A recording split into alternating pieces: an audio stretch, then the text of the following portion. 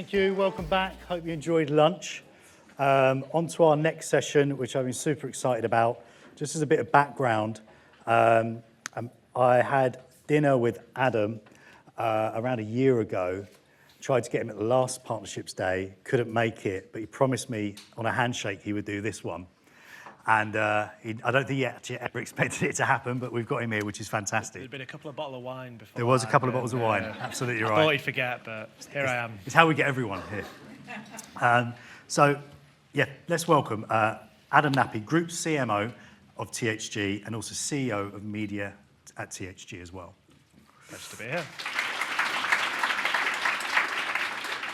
So we were just looking at actually, how long have you been at THG now? Coming up to 13 years. 13 years. How has your role evolved since you've been there to where you are now as CMO? So when I first started, there was probably a couple of hundred people at THG, and we were in a place called Northwich, which, hands up, people who know where Northwich is? Very sparse, right?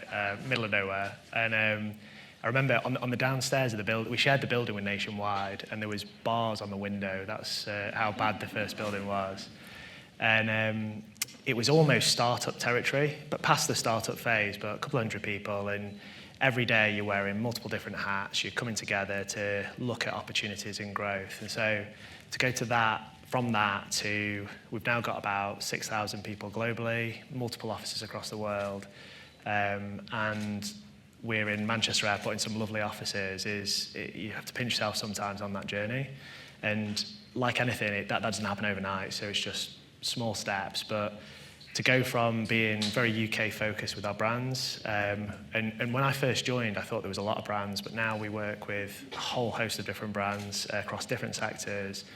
It's been a journey where you've had to learn, evolve quickly, and going from thinking about the nutrition market into Japan to the beauty market in the US is always you have to be able to like move your brain around across the group quite fluidly, and that just takes time in terms of growing. So I don't envy people who join THG today where we've got this really complex business and they have to try and understand it. And for those of you who don't know what THG is as a business, so we've got 3 divisions. One is retail and beauty products, so brands like Look Fantastic, Cult Beauty, you might be familiar with, but we retail all over the world, working with Estee Lauder, L'Oreal, and brands like that. We have a nutrition division where My Protein is the biggest brand, and that's live in 54 different territories, and we've got quite a big market share in places like Japan, India, growing rapidly in the US. And then our final division is in order to get the 2 divisions to grow, we've built our own end-to-end e-commerce stack. So we compete in that sector with people like Shopify and Salesforce, and we power other people's brands. So there's a huge amount of diversity in any one of those different business units. But it's been a journey. And we started out when I joined, we were probably 60% of our sales were in CDs, DVDs, and entertainment. So big transformation over that time. And actually, we're going to jump into the brand side in a bit more detail, but we find that at some stage, THG was a startup, and you've scaled up. And normally within startups, you have a core team, and then you scale up again, and some of those people leave, people come in. You scale up again, some of those people leave, you come in. How have you stayed relevant within the business from that perspective and scaled with it? Because not many people do actually manage to do that. No, it's an incredible observation, and I think the skill sets when you're going from new startup to 10 million turnover to 100 to billions is completely different. We found that being very digital focused, so all of our retail is focused on D2C and online, and as everyone in this room will know, it's an ever-changing and evolving sector. So we've always focused on hiring people on talent, and then actually the sector's going to evolve. You're going to have to learn your job every 2 years again. And so let's hire people who are naturally inquisitive, who are fundamentally talented, and then let's make sure that they've got the rails to be able to go and grow and learn and develop. And I think in terms of that journey personally, I met with some old colleagues a couple of days ago, and we were talking about being ethical pirates in the early days, where you're wearing multiple different hats, but you're looking at all these opportunities and really scrapping to think about how you go and achieve the business objectives in different areas. And then when you floated the company in 2020, and you actually evolve there into what are the small movements we can make in different markets, who are the bigger partners that we want to be working with and expanding with. And so the skill set's completely different. And personally, I put a lot of emphasis on self-development. So, and I'd encourage anyone on that, and I encourage all the team on that, of where do you want to get to? And it's not about what are the titles or even obsessing over salary and things like that, but what are the gaps in your skill set? What do you want to learn and how can you grow? And I was reflecting actually on the journey a few days ago, and actually I think that's fundamental to how I've been able to keep on expanding, taking on new areas without it being a limiting factor. Yep. And I would encourage everyone always to make sure you don't forget the value in personal development and learning and expanding your horizons, getting involved with things that are above and beyond, not because a particular business is asking you to, but because you want to learn and you want to develop and broaden out your reach. Perfect. So if we go back to the brand side, at one stage you weren't global, you are now. How have you kind of accelerated that motion in the business from an affiliate perspective, I guess? Do you now have a playbook internally? So if you're going to go launch in Bolivia, here's the affiliate playbook of how we launch in Bolivia. Look, it's a fantastic question, and actually, I think that many businesses overlook the value of partnerships when you're looking to expand internationally. So, if I was to go back to like 2011, we had really compelling propositions. So we had a beauty division where very vertically integrated, we could offer good value to consumers, and we had fantastic brands. And then in nutrition, we had a product that wasn't selling into B2B retail, so we were cheaper than the market and better quality. So those two are quite fundamental, strong product propositions. When you look to enter into Europe and Asia and in international markets, if you go in and you try and invest in TV or paid media, it can be so expensive. And so a huge part of our success from 2011 to 2018, 2019 on broadening into new markets was focusing on partnerships and affiliates first. You've got this incredibly cost-effective way of going and entering new markets with limited risk. And our model is always that, very similar to Clayton actually, we always want to make sure that we're working with partners where it's commercially beneficial for us to go and grow together. And I think that we don't cap budgets either, so it'll be a case of if it's working, scale up and go and do more. So then with each of the markets, and every market's different, the Korea market is completely different to the German market in maturity and the type of partners that you work with. But I think if you can look at partners and work out what is the white space, so I would always encourage people never to think about what can the partner do for me, because it's become really transactional then, and that's not really a partnership. But what can I bring to a partner? But more importantly, what does that partner need in order to go and grow and scale? And if you're making yourself indispensable to a partner or you're solving a problem for them, actually that unlocks growth for you. And so within the beauty market, nutrition market, we were able to get, early on, we were able to get orders to people's doors timely, cost effectively. And so for their audience, that solved the problem. It gave them a point of difference and something to talk about. And as a result, it was a huge growth driver for us. And it still is to this day. It's one of the, I would say, partnerships, affiliates and broader partnerships probably takes 50% of my thought process at any time, because it is the thing that I think moves businesses on. It does the leapfrog. And when you get bigger, the opportunity, you work with different types of partners, maybe bigger partners, and you've got the ability to, when you're from this business in Northwich and you're talking to someone at a large-scale brand, it's quite easy to go, who are you? What's my protein? We've never heard of it as a brand. As you get bigger, those conversations are like, I've shopped on that site, or I've heard about you. So it makes it more feasible for you to be working with bigger and bigger partners. But it fundamentally, to this day, is the thing that will take us on the journey from where we're at today to being tens of billions of turnover, I genuinely believe, in the next 5-10 years. What's the hardest thing about going multi-regional, global? Is it distribution? Is it language? Is it currency? Is it finding the talent locally to help you do that? What's the hardest thing? Look, nothing's ever easy. I don't know. I think anyone who talks about things being easy in business probably hasn't got their hands dirty enough. Funnily enough, so when we first entered the China market, we used to track the amount of lost parcels. This is going back years and years, and there was like a 25% lost parcel rate, and margins were really, really good. So we would continue to go and retail, and we assumed that there was like theft and fraud in the courier network.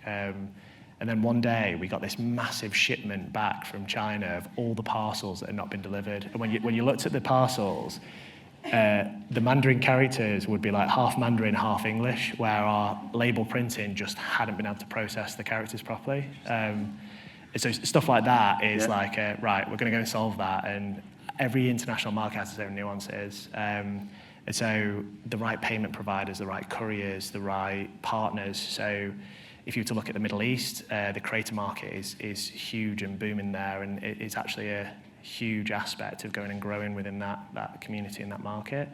Within Asia, you have trusted sellers, and the influencer market is completely different structure to the US market. And so finding the right partners to work with is incredibly important. Finally, people, right?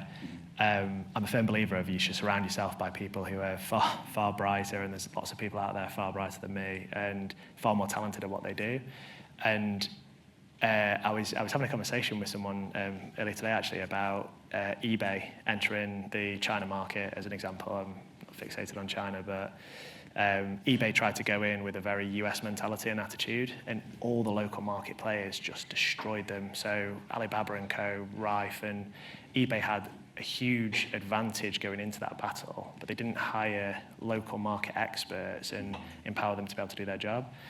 So I believe one of the things that has been successful for us has been hiring people who know the market well and then listening to them, and not trying to make sure that we have consistency in how we operate, but not crippling their ability to have autonomy and make decisions within that market. And I think that's important. So people's always, across every aspect of our business, it's the people who've made THG a success. That segues in quite nicely to Knappy. So you've got a large team at THG. Probably how many people roughly under the affiliate kind of umbrella? Under affiliates is a couple of hundred. A couple of hundred? Yeah. How do you organise that team? Do you have brand-specific experts, and then at a country level do they do that? How are they kind of, going back to Expedia this morning, Clayton said, the account managers at Expedia, they now have quotas. How do you organise that team and get everyone on the same page for you from a vision perspective and a goals perspective?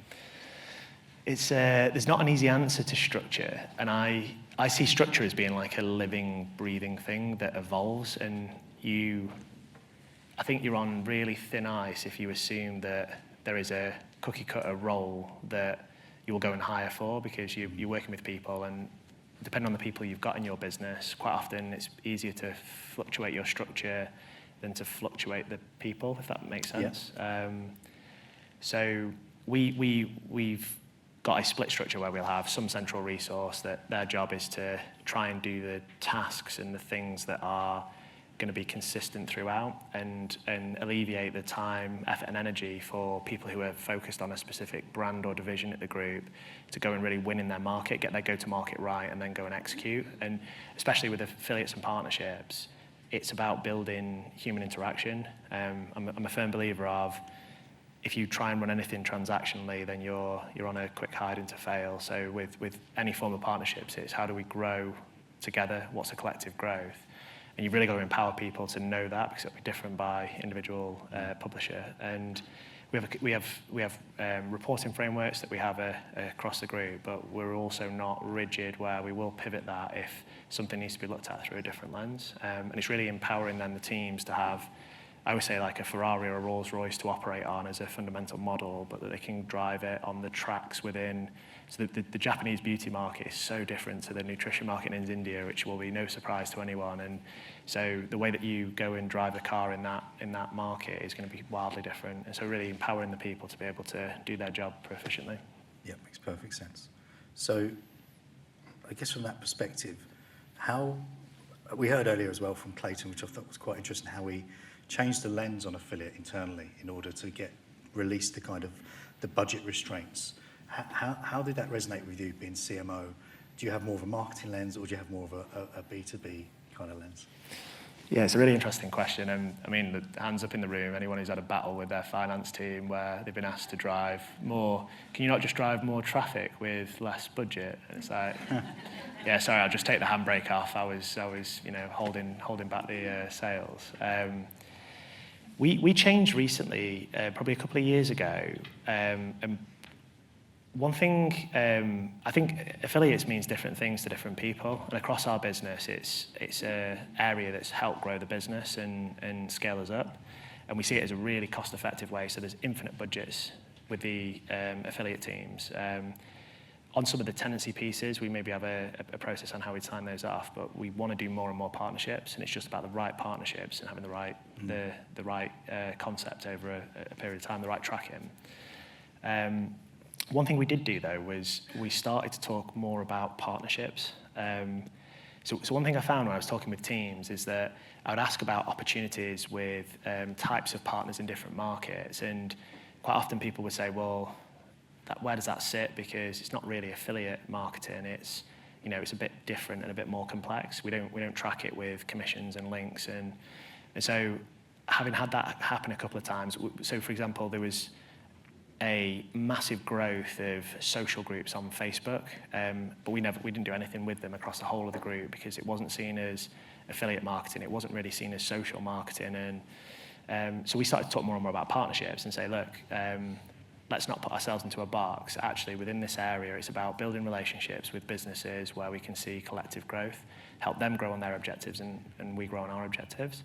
And so I thought it was interesting listening to Clayton earlier, in that there was a lot that resonated of, I think, depending on your business and depending on the sector and the market, sometimes you've got to think a little bit broader out the box, and actually partnerships covers so many different avenues. It's actually quite an exciting area to work in. As I said earlier, it has huge amounts of my thought process. Affiliate and commissions and partnerships on that ilk is one pocket, but actually partnerships is so broad. So it's the same skill set of going and building successful relationships where you're either going to grow audiences together or grow monetization routes, leads, whatever the objective of the business is. And so I think that's been quite powerful for us, and it helped us pivot into the creator world. So starting working with creators and influencers who, go back a couple of years, that maybe sat with social teams or affiliate teams, whereas now it sits with a team thinking about partnership expansion. That's interesting, actually. You mentioned influencer, and obviously it came up quite a bit in the previous session. Harvey Nicks certainly love influencer, is what I took away from that. But you obviously invest a lot across the brands into influencer, but you've also got your own influencer offering, which you've built up. And in probably typical THG fashion, you just went and built an influencer platform, got the influencers, and now you're externalising that. So can you tell us a bit more about THG Society? I'd say it's always a last resort when we build things, if I'm honest with you. So it's really hard building stuff. It is. It's far easier to find someone who's really good at what they do, and rather than trying to go and do what they do, just partnering with them. I wouldn't even begin to imagine how complex building Partner Eyes from the ground up has been. And so actually just partner with people who are very good at what they do. So that'd be the first thing. Back in 2018, we went out to market to look at different creator influencer platforms. And my challenge that I had was that it's quite a complex industry to navigate. So who do you work with? How do you reward them? What do you pay them? How do you track and make sure that you're getting value? What are the right partnerships to work with that are going to have the right authenticity? How do you brief creators where you don't cripple their creativity, but you also make sure that it's not really wild results that you're kind of getting? So I had all those problems, and then our business operates across the globe. So when you've got the challenge of working with creators in Germany and Korea, you're paying different payment currencies. There's different ways that you would look to activate those. We kind of went out to market and realised that no one was really doing a good job. So there was, I think at the time, there was 700 different influencer platforms, and if you were to work with 5 of them, you could just about cobble together something that would work. And that doesn't really work. It just takes too long. And so it was almost a last resort. And we partnered with Partner Eyes on creating one platform that would work in multiple different markets with a one of the biggest focuses, so I think when people go and build creator platforms, they think about the brands, because that's where they see the money being. So if you're a SaaS business, it's how do I unlock budget from big brands? And so I'm going to go and build the tools that they tell me they want. We didn't take that approach, which, given that we are a brand and a retailer, it probably seems strange, but the idea was to focus on how do we make it really easy for creators to work with us, and then how do we track and make sure that they're well rewarded. And so that's been the obsession, and hence why we launched a platform.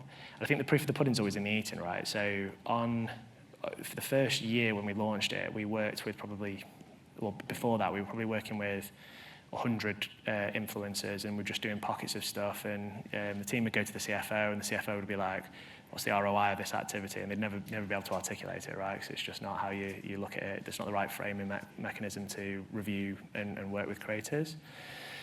So we launched a platform, and in the first year, we went from nothing to probably working with about 3,000 creators, and it drove a couple of percentage points of the group's revenue. If I fast forward from 2018 to last year, we work with over 50,000 creators now. They drive probably somewhere between 14% to 15% of revenue. It's an incredible upper funnel brand activation. The benefits of working with creators is phenomenal. So you not only are able to activate your media, it works as a performance channel remarkably, but that's not necessarily the core intention. But you also get this flood of content that you can use across your marketing ecosystem. And we know for a fact that if you use creator-driven creative, you will see 30, 40, 50% lower costs across your ecosystem than when we use studio creative. And you can't use creative for everything, so you have to have a blended mix. But you would spend tens of millions or hundreds of millions if you went and tried to create the same level of content with studios. So it's been transformational for our business. And I would say that it's been hard going and building a platform, and we work with lots of different brands now on the platform powering their creator programs. But it's been really hard work, and I wouldn't necessarily recommend it. It was just because there wasn't anyone that would work for us as a retailer and brand owner. Interesting. And then the other part of your job title, media. Yes. Tell us a bit more around that. So I think retail media is a bit of a buzzword. It's become more and more exciting, but we've always, especially within the beauty sector, we work with suppliers who are looking to reach their audience, and that's our audience. So we've always had a commercial marketing retail media offering working with an endemic. So suppliers where we buy their product and then they work to do collaborative marketing on our platform. The last 3 or 4 years, I think with some of the challenges of data privacy that no doubt people in this room will have had to navigate through, rise in inflation costs on paid media, so spending through Google and Meta now versus 5-6 years ago is significantly more expensive. There's been more and more appetite for people to partner and look at how they can deploy budgets with retailers, and we're in quite a unique position as being a platform powerer of our own brands as well as other third-party retailers, in that we have this huge amount of audience that is digitally native, that is an active shopper, and we know lots about them, lots of first-party data that we capture. And so we've had more and more appetite. It was more inbound appetite of people wanting to work with us. We then launched some magazines that have been really successful. So I think they're ABC credited in the top 5 published, and it was a free gift at the basket in our beauty division and nutrition division. The engagement with them has been phenomenal. So it's really spun out of that over the last couple of years, and we've doubled down on working with the right technology partners, the right partners from a advertisement perspective, and got to a position where we've got great inventory, great audiences, and connecting those with the right advertisers that's not going to jeopardize our core mission, which is to make sure that from a nutrition perspective that we're driving a health movement with MyProtein, or from a beauty perspective, how do we make sure that we're making people look and feel fantastic all over the world. It can't be at the detriment to that, but it's actually been incredibly complementary for us. And so that's where that's really manifested across the group and taken legs over the last couple of years. Amazing. With any business as it scales, data enablement, data is an ongoing investment. You're constantly trying to refine, get a better view of data.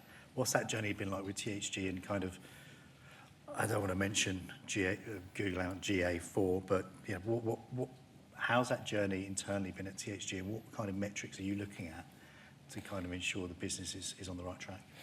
It's funny, if I was giving you a really inauthentic answer, I'd say quite often things look really polished and the results look really polished on the surface like a swan. But underneath you've got the legs just paddling like feverishly. So with the iOS update, with how cookies have been deprecated, I don't think there's any business out there that's absolutely nailed their data ecosystem. And if there is anyone in this room, please come and tell me how to do it and I will make a load of notes and go and copy it. We've had to react to lots. I mean, there's GDPR compliance, and then I think the data landscape and privacy landscape has been interesting for advertisers and brands to navigate, because you want to make sure that you are protecting users and you're meeting their preferences.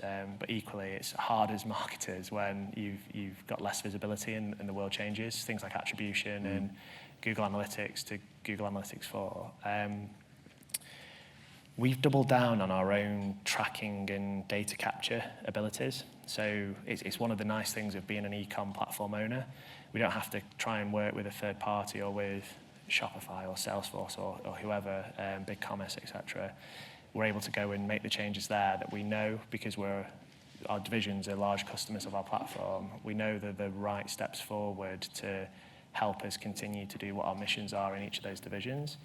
And so I've never got a perfect answer. I think with the data landscape, it's ever evolving. I think if you can give really good reasons for your consumers to trust you with more of their data, I think that's a positive thing. And then I think you have to be agile and have to be able to react to changes in the landscape. But I do believe with how the world's evolving with the rise of large language models and AI, I think that people who get their data ecosystem in good order are going to fare far, far better over the next couple of years than people who see it as something that's not important. So it's definitely something that I keep front of mind especially over the next couple of years, I think it's going to be vital. You mentioned AI there. Have you got a perspective on it? Are you doing anything? We should have an AI counter, shouldn't we? I think it hasn't actually come up as much as I thought it would today, to be fair. But what are your thoughts on it? Are THG doing anything in that space? We and this is the credit of our CTO actually. So in 2018, he started to buy graphics cards and experiment with large language models, and we probably all thought he was a bit nuts. To be honest with you, he was like a mad scientist wanting to experiment in a basement somewhere with some graphics cards. But actually, I mean, time has proven him to be ahead of the curve. So our ethos, or the way that we've operated the last couple of years, is to take challenges we've had across our business and look at how we can solve them with machine learning and large language models. So as an example, any e-com retailer will have a good degree of fraud that goes through their platform, and you usually work with a provider who help vet those orders to lower it. But it's an imperfect world in trying to work out who are customers that are legitimate and what are the percentage of bad actors that are trying to scam you. What we found with deploying machine learning in that space is it's just far, far more powerful than any of the setups that we've had in the past, and the models become iterative and become better and better. So we've taken practical examples where I think we've reduced our fraud rates by 20, 30, 40%. I wouldn't know the exact amount, but substantial and a huge impact to profitability across the group. But similar in things like customer service, our team there, our customer experience team, they use large language models to produce recommendation templates on customer responses. So we've not taken that full leap to generative yet, because with hallucinations and other pieces, it can be a little bit wild. So we always have a human intervention, but that has meant that our customer experience team can focus far, far more on giving great experiences to consumers rather than firefighting, where's my order, and responses that are quite generic. So we've taken a practical step of, let's take a business problem and look at whether we can improve it by introducing machine learning, large language models, and AI. I think anyone who tells you what the future holds with AI is well, look, I don't think anyone's got a crystal ball, and I think everything's evolving very, very quickly. But I am a firm believer, and I try and distill this into the teams across the group of, I do believe you'll either be on the train or you'll be at the station. And so I love what Microsoft's done with Copilot. So rather than people feeling a threat from AI, it's how do you incorporate that to make you better at what you do? And how do we remove the jobs that we all hate? I would challenge anyone in this room that there's not jobs that you fundamentally just don't like doing, and that should hopefully be 10, 20% of your role, and the rest is stuff that you love doing. But how do we take those things and make it feasible for AI to take some of that load off us, so that the species in general just is able to do more fun things going forward. And so that's been kind of our ethos, as well as partnering with the right people. There's some phenomenal tech startups out there that are experimenting in the space.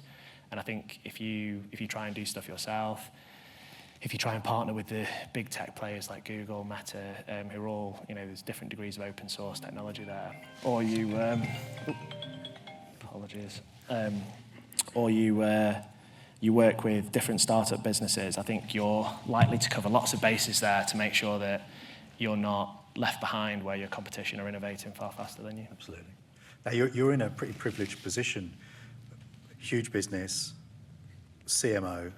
What are some of the more recent interesting things you've been pitched outside of affiliate that you thought that's interesting? I can see that going somewhere, or I can see how that could be really good for our business. I'm obsessed with hyper personalization and targeting at the minute, because I do think that has got huge legs in the marketing ecosystem. I don't think it's something that you can easily get right, but I do believe that if we can give one-to-one experiences with consumers rather than just looking at audiences that may be interested in certain topics, I think that's quite exciting. I think there's some interesting startups within that space. A huge amount of my time over the last 12 months has been thinking about our retail media proposition, though, and who are the right partners there that we can build exciting technology and solutions with, that for the next 3 years we're able to partner with more and more people within that space. So they're the two areas that I've definitely spent a lot of time on in the last 12 months, and they're quite exciting opportunities, I think, for us. Perfect. And what's next for THG? Ecom platform, influencers, retail media. You acquired City AM, interesting We one. did. We haven't really covered that, but what's next? What's on the roadmap? I was having a conversation actually on publishers, and just without going off on a tangent on City AM, we've just entered into a partnership with the Indie, who I think have done a great job in the digital landscape as within the news sector. And I do think with AI, more and more partnering with authorities is going to be critical. Hence the excitement around Partnerize more broadly. So I think that when you can speak to a shopping assistant and say, what trainer should I buy for running, and it can access your Strava data, it can access the brand preference you've got, it then goes on the web and looks at trusted sources rather than social or kind of other channels. I think that's incredibly important to be on the right side of that as the world evolves. Because I think if I said to anyone here, do you go on and manually type out the http www and the full .com, you'd probably all laugh and be like, no, we'd go on Google and search. I think going on Google and searching is going to be what we will sit in 5 years and look back and go, do you remember that time that we used to have to go and manually type? How archaic is that? So I think that's something that's got a huge amount of attention from me in terms of what's next. And then, I mean, we've got 3 fantastic divisions that are still going through different phase cycles in different markets. The US is a huge market for us that I'm incredibly excited about. We only really entered the US in 2018. And so huge amounts of growth there. I think international markets is huge. And then partnerships I'm obsessed with on all scales. So how do we partner with the right people to keep on developing business growth? Perfect. Thank you. We have got a few questions from our audience that have come through on Slido. As a growing technology provider in this competitive environment, what is your number one advice to growth and profitability? I think with growth, if you're growing a technology business in particular, or any form of solution, I think you need to obsess over the customer and solution. So with THG Society, I referenced earlier that we work with brands, and we love working with brands, so it's not a disrespect to the brands, but the customers, the creators. If we do the right thing for the creators, brands will come and want to work with us. So I think as a technology provider, I would sit with brands, and if we're not going to help solve problems for you and make life better for you, then there's that's great. Whatever you're doing as a business is fantastic, and we should have a friendly relationship, but I'm probably not going to solve problems for you. So obsessing over making sure that you can solve problems for the partners that you're working with, or if you're selling a service or a provider, I think if you obsess over that, the rest falls into place. I think people quite often obsess over their own product and their offering and trying to get the uptake from multiple people who it's probably not the right thing for them. Whereas if you invest your time and efforts and energies in going after working with partners who you can provide a solution for, I think that's really important. Perfect. Say your head of affiliates says, I want to be CMO. What's the career advice you give them to enable them to get there?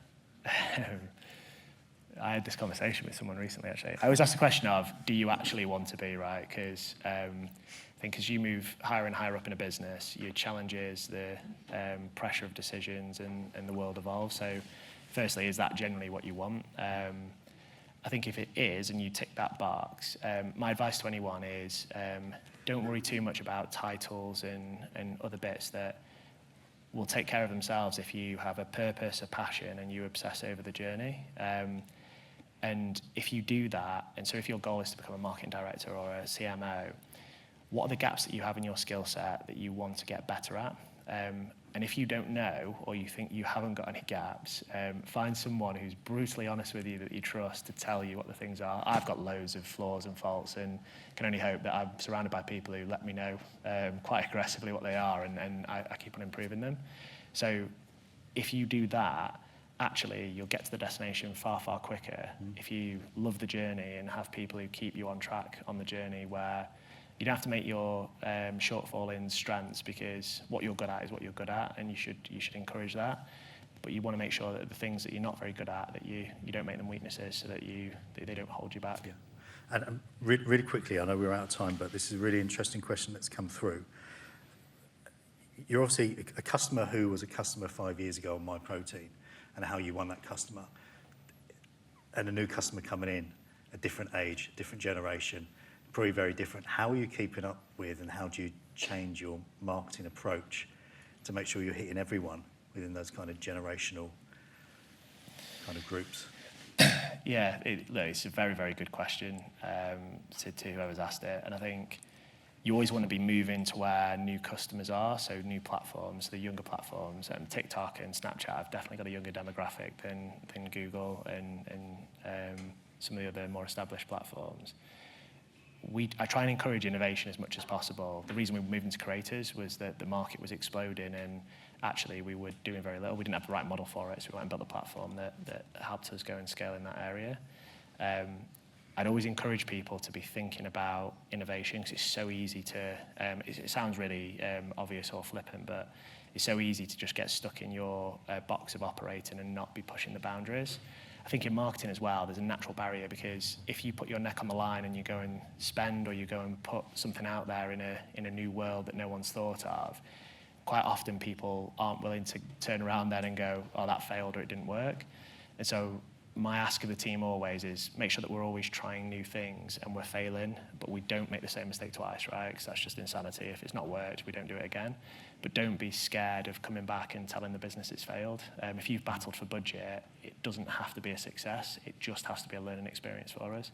So that would be my advice, in trying to go into the pockets where that audience is resonating, engaging, and work with people, partners in that space who know that audience far, far better than you and can help your brand go and enter that market. Yeah, brilliant. Everyone, Adam Knappy. Thank you. Thank you, everyone.